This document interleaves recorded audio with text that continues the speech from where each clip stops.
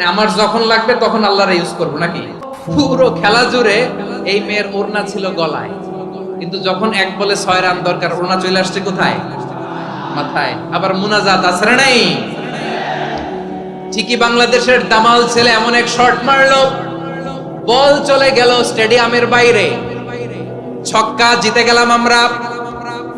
পুরো স্টেডিয়াম জুড়ে চিৎকার, হই হুল্লোড়, মौज মাস্তি।